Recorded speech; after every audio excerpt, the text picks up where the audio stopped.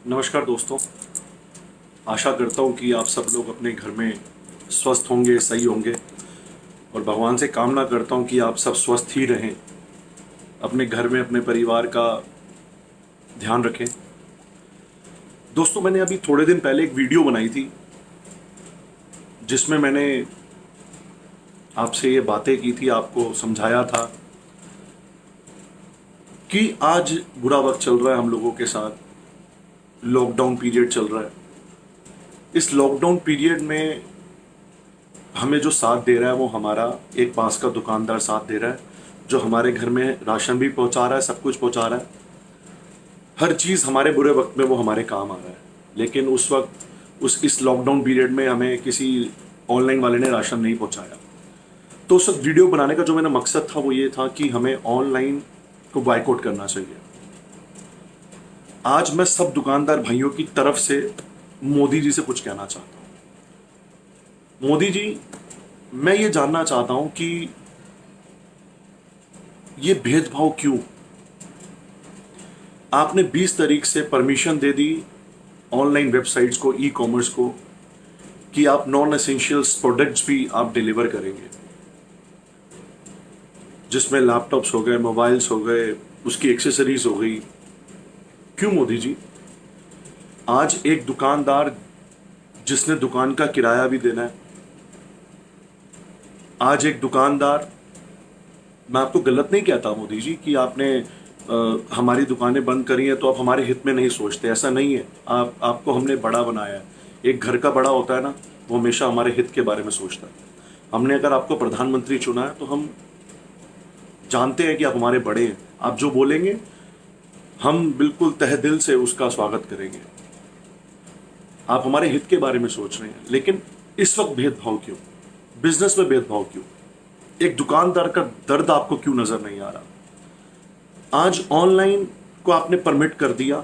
एक दुकानदार जिसने किराया भी देना, एक दुकानदार आपने बोला कि आपके यहाँ स्टाफ है उसको मत निकालो, हम नहीं निकालेंगे। उनकी तनख्वाह दो, आपने बोला हम देंगे। आपने ये भी बोला कि अपने भाइयों के काम आओ, लंगर लगाओ, सेवा करो। ये सब दुकानदार भाई मिलके हम लोग कर भी रहे हैं। कई ऐसे दुकानदारों को मैं जानता हूं जो आज अ, खुद अपनी जान पर लेकर वो गरीबों में खाना बांट रहे हैं, सेवा कर रहे हैं, लंगर लगा रहे हैं। हम आपकी सारी बातें मान रहे हैं मोदी जी, और हम मानेंगे भी। लेकिन फिर ये भेदभाव क्यों? आपने उनको तो परमिट कर दिया और हम घर में बिल्कुल लॉकडाउन है, कोई प्रॉब्लम नहीं।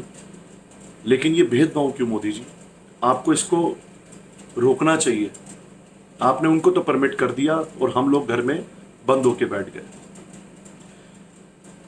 मोदी जी, बात यह है कि अगर आप उनको डिलीवरी की परमिशन दे रहे हैं तो हम दुकानदारों को डिलीवरी की परमिशन क्यों नहीं दे रहे? आप कम से कम हम दुकानदारों को भी प्रोडक्ट डिलीवर करने की ऑप्शन दे सकते हैं। वैसे तो मैं चाहता हूं कि अभी सब लॉकडाउन रहे, आप उन ऑनलाइन वालों को परमिशन ये दे जो एसेंशियल प्रोडक्ट्स हैं, सिर्फ वही वो प्रोडक्ट्स डिलीवर करें। लेकिन नॉन एसेंशियल प्रोडक्ट को आप उस कैटेगरी में ला के आपने हमें दुविधा में डाल दिया कि हमने जो सरकार चुनी, क्या वो सही है, वो हमारे हित के बारे में सोच रही है या नहीं? आज मैं डाउट करता हूं मोदी जी, क्या आप हमारे हित में सोच रहे हैं? नहीं। आज जब सारी रिक्वायरमेंट्स ऑनलाइन फुलफिल कर देगा तो दुकानें लॉकडाउन खुलने के बाद हमें कौन पूछेगा? हम पहले ही उस दौर से गुजर रहे हैं कि हमारी कमाइयां बिल्कुल रुक चुकी है। और जब हम दुकानों पे जाएंगे, क्या वो काम जो ऑनलाइन गेन कर चुका होगा, क्या वो काम हम अपनी दुकानों पे कर पाएंगे? हमारे पास ग्राहक ही नहीं होगा मोदी जी। तो अगर आपने कंपटीशन रखना ही था तो उनको अगर आपने आज्ञा दे दी, परमिशन दे दी, तो वो परमिशन हम लोगों को भी दीजिए कि हम भी डिलीवर कर सकें। हम दुकानें नहीं खोलेंगे, कम से कम डिलीवरी का प्रावधान तो हमें दीजिए जो आप ऑनलाइन वालों को दे रहे हैं।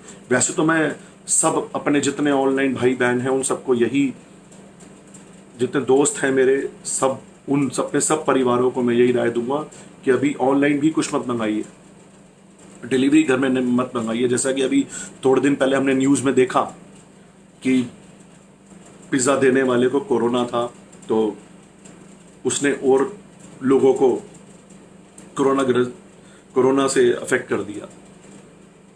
अभी इस वक्त हम बिल्कुल प्रिकॉशंस लेने को तैयार हैं, ले भी रहे हैं, हर चीज़ कर रहे हैं, लेकिन ये भेदभाव नहीं होना चाहिए। उन नॉन एसेंशियल प्रोडक्ट्स को आप उस कैटेगरी को रिमूव कीजिए। मेरी आपसे ये हाथ जोड़ के प्रार्थना मोदी जी, इस सरकार से, पीयूष गोयल जी से और सभी दोस्तों से एक रिक्वेस्ट है, सभी फेसबुक परिवार से, जितने भी सोशल मीडिया है, उनसे एक हाथ जोड़ के प्रार्थना है, अगर वो समझते हैं ना कि मैं जो बोला है वो सही बोला है, दुकानदार के हित में बोला है, अपने देश के हित में बोला है, तो उनसे बिना बोले, मैं उनको मुझे बोलना ना पड़े कि इस वीडियो को शेयर करें, वो अधिक से अधिक शेयर करें। अगर वो समझते हैं कि इस बात से उनको भी फर्क पड़ेगा, उनके धंधे में फर्क पड़ेगा, उनके बिजनेस में फर्क पड़ेगा, तो उनको खुद ही शेयर करना चाहिए और ये बात हमारे देश के प्रधानमंत्री जी तक पहुंचानी चाहिए। जय माता दी, भारत माता की जय।